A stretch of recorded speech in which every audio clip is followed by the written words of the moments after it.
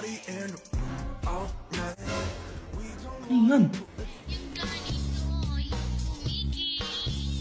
Oh, kita mo yan? Bata pala, nagaganyan-ganyan na. Ma, katitiktok mo yan, eto kumanda ka. Ma, etong sa'yo. Oh!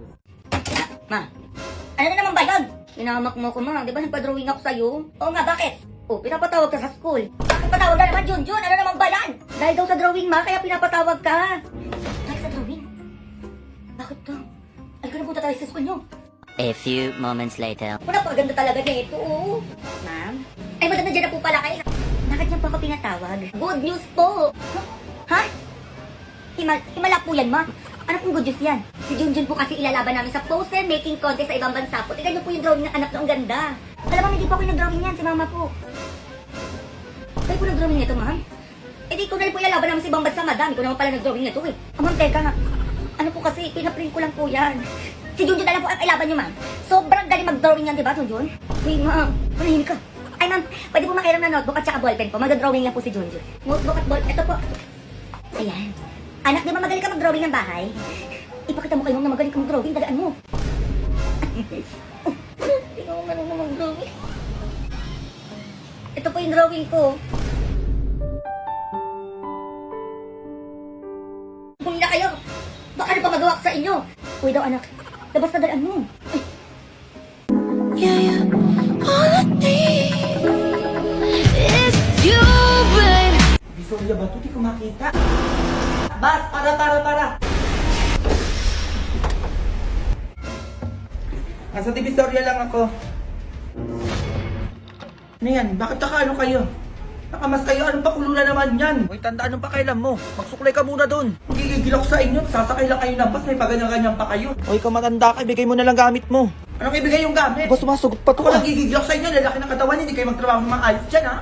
Sabi ko sa'yo, baka tamaan ko pa kayo sa isa dyan. Uy, coaches mosa ka. Anong tapang mo, ah? Uy, ikaw umayos ka sa pananalita mo, ha? Ako nga pa walang pera. Ako pa hold upin nyo dito. Baka ako pa mang hold up sa inyo. Sinasabi ko sa inyo. Look. Ay, magkano ba kailangan mo? Madami akong pera dito. Magsabi ka lang. Ngayon, tanda-tanda na lumalandi pa din. Ito pa, may cellphone pa ako dito. Baka gusto mo din, no? Ay, meron pa ako dito ATM. Madami akong ATM dito. Magsabi ka lang talaga. Ay, sorry po, Nana. Hindi po pumapatol sa lola. Ay, ka matanda, bumaba ka na nga. Maharap ka pa dito. Ay, teka lang. Oo, nagbibiro lang ako kanina eh. Isama niyo na ako. Ay, anong isama? Maligo ka na doon, hoy. Bumaba ka na. Ay, ganun ba? Oo, ganun yun. Sige, baba na ako. Tingin pa yan, oh. Ingat ka. Pero talaga, tanda mo na, huy. Tanda, shampooan mo yung buhok mo, baho mo. Pinasasakay dito, ah. Na dun. Pilitin mo matulog para lumaki ka naman. Huwag mo akong dilat-dilatan dyan, sinasabi ko sa iyo. Huwag kang gumalaw-gala para makatulog ka. Galaw pa rin ang galaw, oh. Huwag mo na akong tignan-tignan pa. 3 oras ang tulog, ma, ha? Sinasabi ko sa iyo, pag tumayo ka dyan, makikita mo talaga. Ha? Ano yun? Napatawag ka ni ma'am sa school, ma. Bakit ka naman bata ka? Diyos ko, ano naman ba yun? Nalit lang ako, ma. Pinatawag ka na agad. Yun lang. Nalit ka lang. Oo, ma. Nalit ka lang. Oli ka. Puntahan natin yung teacher mo. Ako po, daming bagsak ngayon. Ma'am, ano pong problema? Ay, nanay, nandiyan po pala kayo. Ba't niyo pa ako pinatawag? Iba naman kasi nanay. Your son is always late in my class. O tapos ho, hindi na po pwedeng ganun. Baka masuspend po yung anak niyo. Ay, sorry po ma'am. Papapasukin ko na lang po yung anak ko ng mas maaga bukas. Usapan po yan, nanay, ha, na mas maaga po kayo pumasok bukas. O, pwede na po kayo umuwi. Sige pa, uwi na, Junjun. Tomorrow. Tagal ng teacher mo, ha. Siya naman ang late, ma. Manood ka, anak. Okay, class. Teka lang, ma'am. Late po kayo 15 minutes, ma'am. O, ano pong dapat yung gawin yan? Ay, may inasikaso lang po ako, nanay. Ay, hindi po pwede yung ganyan-ganyan. Kapag anak ko na late, patawag agad nanay dito sa school. Tapos kapag kayo na late, okay lang. Unfair naman po yung ganun, ma'am. Kaya ipapatawag ko po yung nanay nyo sa bahay namin at mag-uusap tayo kung bakit po kayo na late. Nanay, teka lang po. Equality lang po tayo dito, ma'am. Hintayin ko kayo sa bahay namin, ha? Nanay, ipapasa ko na lang po yung anak nyo po sa akin. Pasado? Promise po. Totoo ba yan? Opo, 98. 98 na po yung grade sa akin ni Junjun. Ay, naman pala eh. O, Junjun, pasado ka na. Ma'am, uwi na ako. Sige po, nanay, ingat po kayo. Working on a Grammy, meanwhile, pussy. Nak! Ma, May pupunta dito maniningil ng utang. Anong gagawin ko, ma? Basta alam mo na yun. Sabi mo wala ako dito. O sige, sabihin ko ano man, nagbakasyon ka. Ayan, tama yan. Sabihin mo next week pa ako makakauwi ah. Sige ma, next week. Puro ka ganyan-ganyan. Baka mamaya tatanga-tanga ka na naman dyan ha. Ikaw babae ko talaga sa utang ko dun. A few moments later. Hindi baka dumating na yun na ang tabayanan mo. Oo man, nakabantay ako dito sa bintana. Nakabantay? Ano ba yung pinapanood mo? Lolong ma, bagong palabas ng GMA. Ayan oh. Ay, mukhang maganda yan ha. Saan ba yung babaeng to? May utang pa yun eh. Mars! Nakaya na siya! Wait lang, te! Madali ang magtago ka na. Nanay mo. Sabi mo sa nanay mo, magbayad na siya ng utang niya. Ay, umalis po eh. Nagbakasyon po sa probinsya. Kaya anong alis-alis? Saan palusta naman yan? Ay, hindi po ako nagpapalusto to. Sumakit man po yung tiyan ng nanay ko. Ay, ganyan eh. Basta sabihin mo sa nanay mo, pag uwi niya, magbayad siya ng utang niya. Sige po, sabihin ko po. Mars, kayo usapan yan ha. Ay, kailan pala balik yung nanay mo? Ay, opo, hindi niya nasabi yan. Wait lang po, tanong ko ha. Ma, kailan daw balik mo sa next week? Ba't ka nagtanong? Ay, mga nakalimutan ko. Sabi ko na nga ba, nagkatago-tago ka lang dyan eh. Lumabas ka dyan, magbayad ka ng utang mo ngayon na. O na, nandito na ako, manahimik ka dyan. Kunin mo tong anak ko, yung iyon na yan. Wala namang ginagawa yan dito sa bahay namin. Kundi kumain, matulog lang. Uy, ma, tatanga-tanga ka, diba? O, sumama ka dun. Oy, sure ka, yung anak mo ibabayad mo ha. Oy, sumama ka na, halika na, magugas ka sa bahay 1 taon. Uy, ma, nakalimutan ko nga, may. Oy, bayad na ako ha. Ay, huwag ka na umiyak-iyak pa dyan, sumama ka na dito. Eto na. O, madali ka dyan. Ay, manonood na nga lang akong TV. Ay, ayun ang gusto kong palabas, sampalan.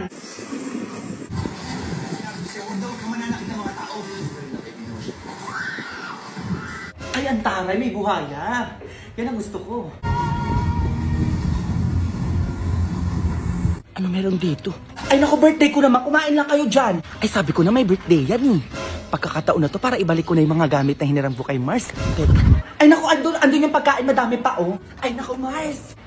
O bakit nandito ka? Ano kasi, Mars? Susuli ko na tong timba mo. Oo, tagal na pala sa bahay. Hindi ko napansin. Oh, pare, tagal na neto ah. Mag-iisang taon na itong hiniram mo. Diyos ko, ngayong birthday mo pa talaga sinuli. Ay, naku, Mars, ano ka ba? Wala yun. Sige na, salamat. Mars, ano talaga tumigil neto? Mars, walis mo na sa bahay pa pala. O, soli ko na din. Hindi halata papansin ka naman ata, Mars.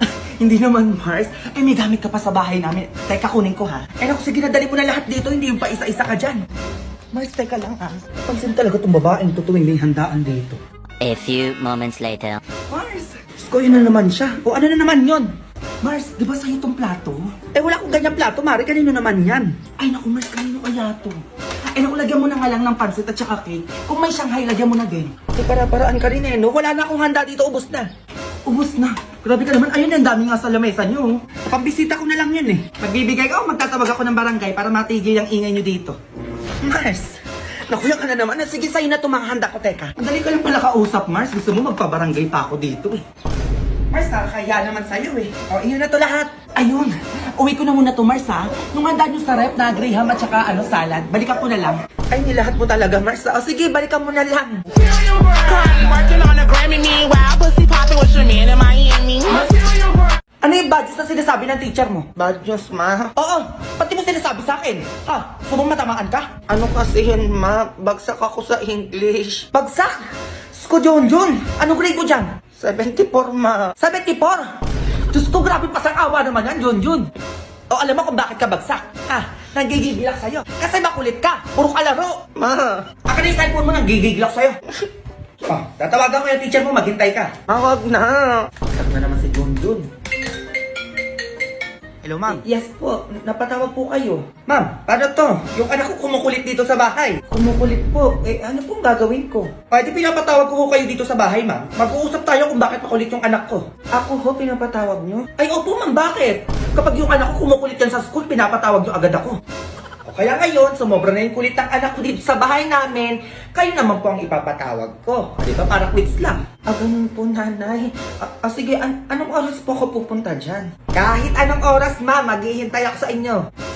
Pumunta po kayo, ha? A few moments later. Magandang hapon po, mother. Hello, ma'am. Asa po kayo? Ito pala yung bahay niyo, no? O, paano ngayon to, ma'am? Kausapin niyo yung anak ko. Junjun, huwag ka lang kasi makulit. Pwede ka na mapatawag sa school. Ito mo pati nanay mo, pinatawag ako dito sa bahay niyo. Eh kasi ma'am, sinabi ko lang naman kay mama na bagsak ako sa English eh. Eh bagsak kasi ma'am. Anong dapat gawin doon? Ay, ganito na lang po nanay. Oo, ipapasa ko na lang po yung anak niyo. 80. 80? Ay, sorry po, 95. Baka pwede na yun. Ayan. Pwede yan. 95? Ay, patingin ako. Baka mamaya di mo nilagay. Ay, nilagay ko po. Ayan po. Oh. June. 95. With high honor. Ay, edit top 1 na ako niyan, ma'am. Uy, grabe naman. Oh, ma'am. Sorry, wala pong Maria Marienda dito. Pwede na po kayo umuwi.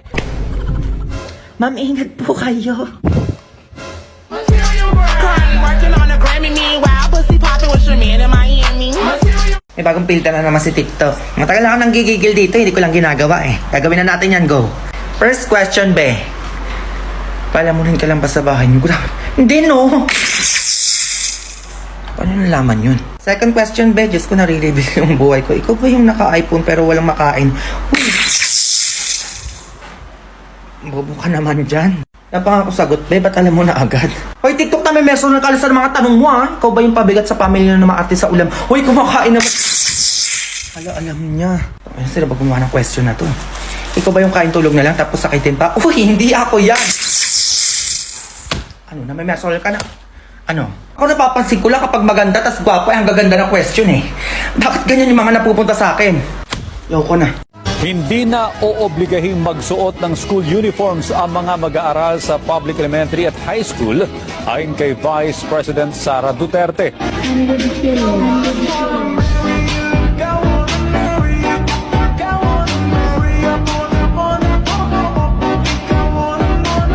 Nak!